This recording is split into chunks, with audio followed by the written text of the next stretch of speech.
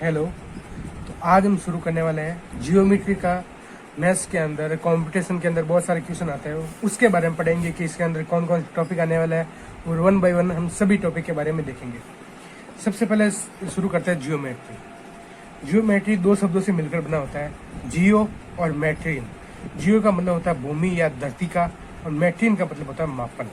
यानी धरती या भूमि का जो भी बात है, जो भी डायमेंशियल है, उनका मापन करना ही जियोमेट्री के अंदर आता है। जियोमेट्री के टॉपिक पढ़ने से पहले हम कुछ बेसिक चीज़ें पढ़ते हैं, फिर हम आगे टॉपिक शुरू करेंगे ताकि आसानी से समझ में आए। सबसे पहले पॉइंट, बिंदु किसे कहते हैं? पॉइंट यानी अगर किसी भी हम पेन की नोक को ऐसे टैप करते हैं तो जो आकृति बनती है वही पॉइंट होती है, जिसकी कोई विमा नहीं होती है, जिसकी कोई लेंथ नहीं होती, जिसकी कोई चौड़ाई नहीं होती है, ना ही किसी कोई हाइट होती है, उसे पॉइंट कहता है, बिंदु कहते हैं। नेक्स्ट टॉपिक है रेखा या लाइन। रेखा और लाइन क्या होती है कि जो बहुत साइड, प्लस की साइड और माइनस की साइड दोनों ओर इन्फाइनेट तक जाती है। ठीक है, वो कहीं इन्फाइनेट मतलब कभी कहीं पर भी नहीं रुकती है वो चीज़। फिर रेखा खंड की बात करें, रेखा खंड का मतलब होता है दो पॉइंट के बीच की दूरी। जैसे यहाँ पर मैंने ए लिख दिया और यहाँ पर बी लिख दिया, इन दोनों पॉइंट के बीच की दूरी हमारे रेखा खंड कहलाती है। नेक्स्ट पॉइंट है किरण। किससे कहते हैं? किरण यानी रे होती है जो एक पॉइंट से शुरू होती है लेकिन दूसरे पॉइंट से कहाँ खत्म होगी पता नहीं, इन्फाइनाइट अनंत तक जाती है, उसे कहते हैं रे। नेक्स्ट हमारा आता है कोण। कोण वो होता है जो दो रेखाओं के बीच, कोई भी दो रेखाएं हो या कोई भी दो किरणें हो, इन दोनों के बीच अगर जो भी कितने अनुपात में दोनों एक दूसरे पर झुकी हुई है, उसी को हम एंगल कहते हैं। तो अब हम देखेंगे, हमने बेसिक चीजें देख ली, अब हम देखेंगे कि लाइन और एंगल हमारा टॉपिक है, उसके अंतर्गत हम क्या क्या देखेंगे, रेखा और कोण। सबसे पहले हम लाइन के टाइप्स देखेंगे कि कितने टाइप्स की लाइन होती है, रेखा कितने टाइप की होती है। बेसिकली दो टाइप की रेखा होती है। फर्स्ट टाइप पैरेलल लाइन यानी समानांतर रेखाएं। समानांतर रेखाएं किसे कहते हैं? जब कोई भी दो रेखाएं ऐसे जा रही हो, अगर हम दोनों रेखाओं को इस प्रकार लाइन खींचे दोनों के बीच में, तो यह जो कोण बनता है ये 90 डिग्री का कोण होना चाहिए, तभी वो दोनों रेखा क्या होगी, समानांतर होगी। और दूसरी रेखा की बात करें तो लंबवत रेखाएं या परपेंडिकुलर लाइंस, ये क्या होती है? जो दो रेखाएं खींचते हैं हम, तो उन दोनों रेखाएं का जो बीच का कोण होगा, एंगल होगा, वो 90 डिग्री का बनता है, तो दोनों परपेंडिकुलर है। अब पैरेलल लाइन को कैसे शो करते हैं कि ए बी और यह जो दो लाइन है ये पैरेलल का निशान है।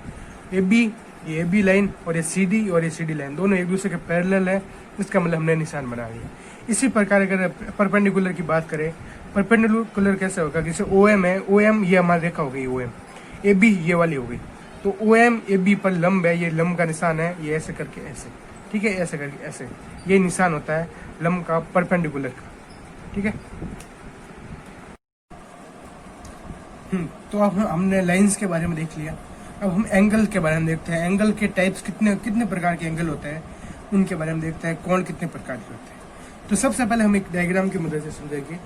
ये कोई भी डायग्राम है, यहाँ पर समझ लो 0 डिग्री यह है, यह 90 डिग्री हो गया, ये 180 डिग्री हो गया और ये 270 डिग्री हो गया। ठीक है, ये 4 एंगल्स हो गए।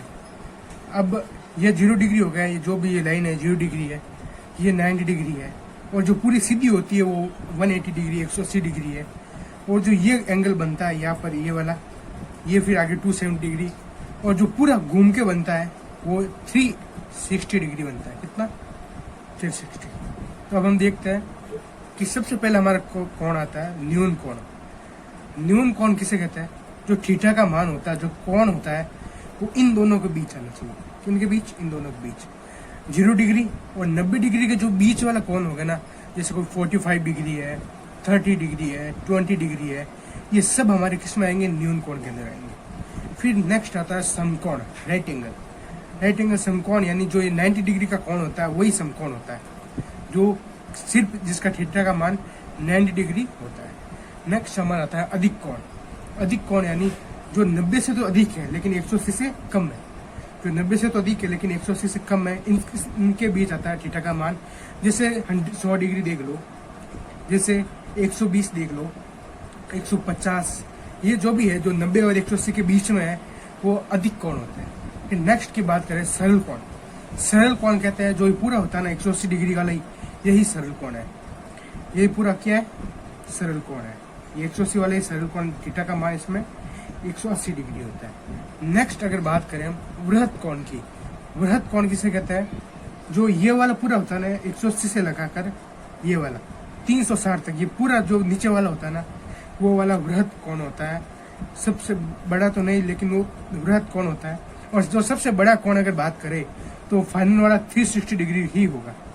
जैसे अगर मैं एग्जांपल साइड में देख लूँ तो न्यून कोण होता है, जैसे ये कोई एक रेखा है और ये कोई रेखा है, तो ये हमारा कोण न्यून कोण है, 90 डिग्री से कम है। और अगर 90 डिग्री की बात करें तो ये 90 डिग्री हो गया। अगर 90 डिग्री से अधिक कोण की बात करें तो ये ऐसे बनता है अधिक कोण, ये वाला कोण, ठीक है, ये 90 डिग्री, ये वाला अधिक कोण हो जाएगा। और अगर आगे बात करें हम सरल कोण की, सरल कोण होगा ये पूरा, ये जो है ये पॉइंट होगा 20 वाला, और ये पूरा एंगल बनेगा ये वाला, ये होगा सरल कोण, 180 डिग्री का एंगल बनेगा। नेक्स्ट अगर हम कोण की बात करें वृहत कोण, वृहत कोण कौन सा होगा, एक सिंगल रेखा तो ये हो गई, और जो यहाँ पर बनेगा नहीं ऐसे ये बना है, ये वाला कोण होगा वृहत कोण, बड़ा वाला कोण। और जो फाइनल की बात करें हम 360 डिग्री का कोण है, जिसे संपूर्ण कोण कहते हैं, ये लाइन तो हो गई, और इसके ऊपर ही दूसरी लाइन होगी, लेकिन ये एंगल ये वाला होगा, ये वाला जो पूरा एंगल है ये 360 डिग्री का एंगल है।